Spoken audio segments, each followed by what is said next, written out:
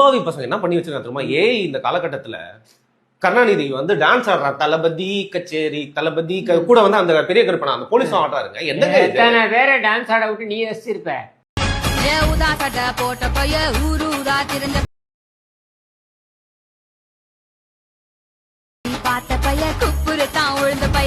அசிங்கமா கொச்சப்படுத்துறாங்க. வாயை இப்படி பிளந்துக்கிட்டு அப்படியே ஆறா ஓடுது. அப்படி சொல்லு அடிக்கிறீங்கடா பசங்களா.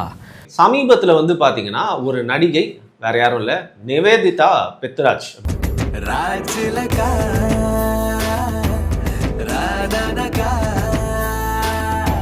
இப்போ வந்து அவங்க நிவேதிதா பெத்ராஜ் இல்லையா, நிவேதியா பெட்ராஜ் அப்படிங்கிறாங்க. பெட்டுகளுக்கெல்லாம் இவங்க ஒரு நாயகியா இருக்காங்க, நாய்களுக்கெல்லாம் ஒரு நாயகியா இருக்காங்க அப்படிங்கிற மாதிரி வந்து பாத்தீங்கன்னா நாய்கள்லாம் இவங்களை கை கூப்பி கும்பிடும் அப்படிங்கிற மாதிரி இவங்கள ஒரு அனிமல் ஆக்டிவிஸ்ட் லெவல்ல வந்து பேசிட்டு இருக்காங்க. Any problem Shalini? பிரச்சனை தீர்த்து வேணுங்க. அவையா யாராவே நான் எதுக்கு இருக்கேன், பேசப்படாது. ஸோ தெருநாய்களுக்கு எதிராக யாரெல்லாம் வந்து பேசிட்டு இருந்தாலும் அவங்களாம் உங்களோட பேச்சை கேட்டு உள்ள முருகி இப்போ வந்து மனசு மாறி இருக்காங்க. ஸோ நிவேதா பெத்ராஜ் பேசுறத பார்த்துருப்பீங்க. அவங்களோட பாயிண்ட், நாய்களின் நாயகியா ஒரு நாயின் நாயகியா?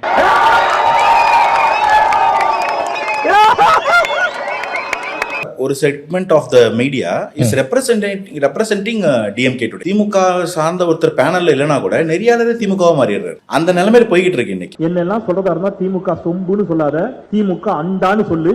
ஏன்னா நான் இவ்வளவு ஆதரிக்கல திமுகவை, நான் இவ்வளவு ஆதரிக்கிறேன். உனக்கெல்லாம் மானம் சூடு சொரணை ஈனம் எதுவுமே கிடையாதா? சோறு தானே திங்கிற. ஸோ இன்னைக்கு வந்து திமுக எழுத்து கேள்வி கேட்டா இது உங்களுக்கு வலிக்குதா இல்லாட்டி வந்து இவங்க தான் எக்ஸ்போஸ் ஆயிடுவாங்கன்ற அச்சமா எனக்கு தெரியல. ஆனா திமுக எழுத்து கேள்வி கேட்க விட மாட்டேங்கிறாங்க. எதுக்கிட்டா வந்த? Actually I am coming from. இங்கிலீஷ்ல வேற எழுத்து பேசுறியா?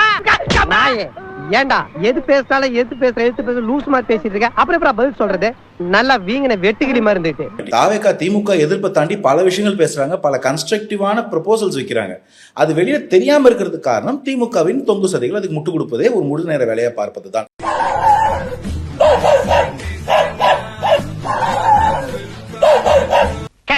மாமா எனக்கு பிஸ்கட். இது நாய் பிஸ்கட் மாப்ள. இது இங்க இருக்குன்னு தெரிஞ்சாதான் வாங்கிட்டு வந்தேன்.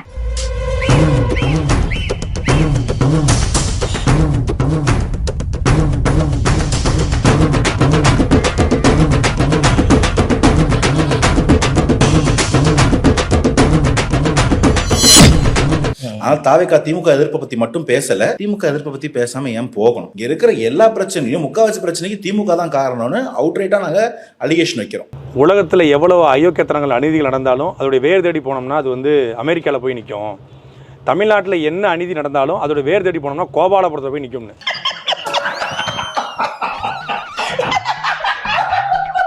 இப்போ இந்த கள்ளக்குறிச்சி கருணாபுரத்தில் ஒரு மிகப்பெரிய அநீதி நடந்திருக்கிறது. 51 உயிர்கள் போயிருக்கிறது.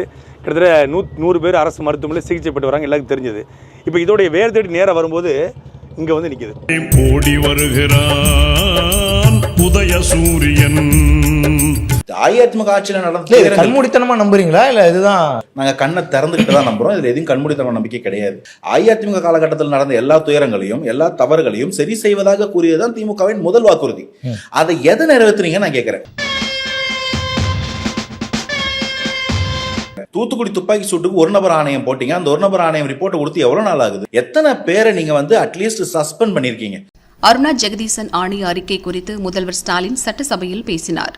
ஆணையத்தினுடைய அறிக்கையில் குறிப்பிட்டுள்ள இச்சம்பவத்தில் தொடர்புடைய சில அலுவலர்கள் மீது துறை ரீதியான நடவடிக்கைகள் எடுப்பதற்கான அந்த பணிகளை துவங்கி இருக்கிறோம்.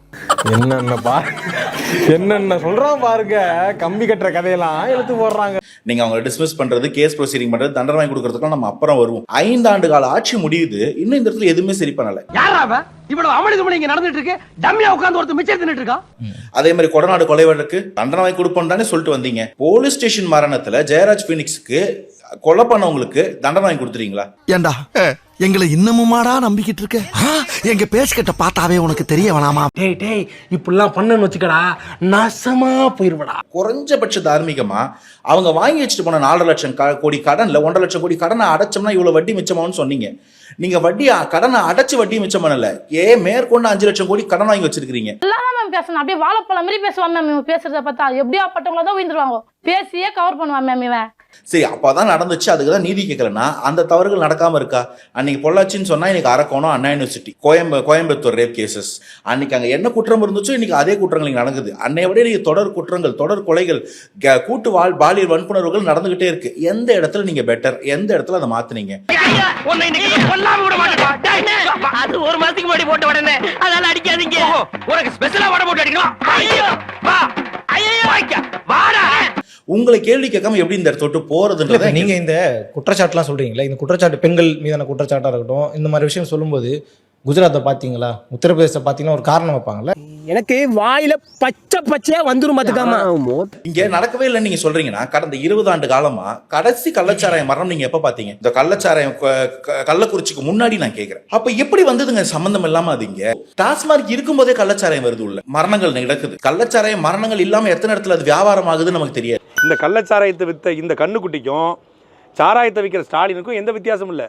இந்த கண்ணுக்குட்டி அவர் வீட்டில் உட்காந்து சாராயம் விற்காரு, இந்த சாராய வியாபாரி நாட்டில் சாராயம் விற்காரு. இவர் பச்சை கலர் போர்டில் சாராயம் விற்காரு, இவர் மரத்துக்கு கீழே உட்காந்து சாராயம் விற்காரு.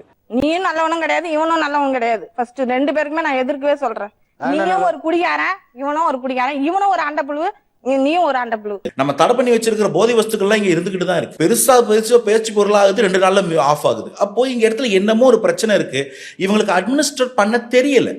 உனக்கு ஆடவும் தெரியல, சரி பேசாம உக்காரானா கேட்கவும் மாட்டேங்கிற. நான் கேட்கிறேன், 5 லட்சம் கோடி கடன் வாங்கினங்க, நாங்க 4.5 லட்சம் கோடிக்கு இத்தனை இன்னும் இண்டஸ்ட்ரீஸ் கொண்டு வந்திருக்கோம், இத்தனை லட்சம் பேருக்கு வேலை கிடைக்கும். ஒரு 1000 ரூபாய் கொடுக்கறத நீங்க ஒரு திட்டமா சொல்றீங்க இல்லையா? இந்த திட்டத்தை கொடுக்க ஆரம்பிச்ச போது 1000 ரூபாயோட மதிப்பு என்ன? இன்னைக்கு அந்த 1000 ரூபாயோட மதிப்பு என்ன? அப்போ அந்த 1000 ரூபாயோட மதிப்பு குறைஞ்சிருக்குன்னு உங்களுக்கு புரியுதா? அப்போ அந்த 1000 ரூபாய் வச்சுட்டு இருக்கிறவங்களோட வாழ்வாதாரம் எப்படி முன்னேறும்? இந்த 1000 ரூபாய் கொடுக்கறதால நம்ம நாட்டோட பொருளாதாரம் எப்படி முன்னேறும்? என்ன சார் விசித்திரமா இந்த மாதிரி கேள்வி எல்லாம் கேக்குறேங்க? நானே விசித்திரமான ஆளு, ஏன்ட்ட விசித்திரமான கேள்வி எல்லாம் கேக்குறேன். அந்த 1000 ரூபாய் நீங்க கொடுக்குறீங்க, அடுத்த நாளே புருஷன் அதை சண்டை போட்டு வாங்கிட்டு போய் டாஸ்மார்க்ல கொடுக்குறான். டாஸ்மார்க்ல அவன் ஒயிட்ல கொடுக்கறது 300 ரூபாயோ 400 ரூபாயோ, பார்ல போய் தப்பா 1 ரூபா கிளாஸுக்கு 10 ரூபா கொடுக்கறதும் 10 ரூபா சுண்டலுக்கு 100 ரூபா கொடுக்கறதும் மிச்ச காசை ட்ரங்க் அண்ட் டிரைவ்ல வந்து போலீஸ்க்கு கொடுக்கறதுமா இருந்தா அந்த 1000 ரூபாயோட பலன் என்ன? தம்பி என்ன புரட்சி பண்ண வந்திருக்கீங்களா? காசை கொடுத்து சரக்க வாங்கிட்டு போடா வெண்ண. புரட்சிலாம் கிடையாதுங்க, நாங்க அந்த ஒவ்வொரு ரூபாயையும் உழைச்சு எங்க ரத்தத்தை வேர்வையா சிந்தி சம்பாரிச்சுக்கிருக்கோம். சிந்தி குடிக்கிறது தானே கொண்டு வந்து கொடுக்குறா. அப்படிங்க 40 ரூபாய் ஏத்தலாம், ஒரு ஃபுல்லுக்கு ஒரு குவார்ட்டருக்கு 10 ரூபாய் ஏத்துறாங்களா?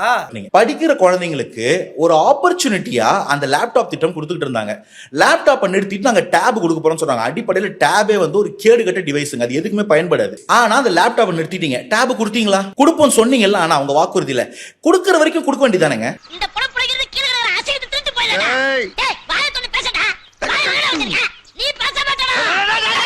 எனக்கு தெரிஞ்ச டாக்டர் புதுசா ஒரு ஆஸ்பத்திரி ஆரம்பிச்சிருக்காரு, வந்து ஒரு ஊசியை போட்டு போங்க. ஊசியை போட்டு போவா? நான் எதுக்கு ஊசி போடணும்? நீங்க முகராசியான ஆளா இருக்கீங்க, வந்து ஒரு ஊசியை போட்டு போனீங்கன்னா அப்புறம் அந்த ஆளுக்கு அதுவா வியாபாரம் ஓடிக்கும்.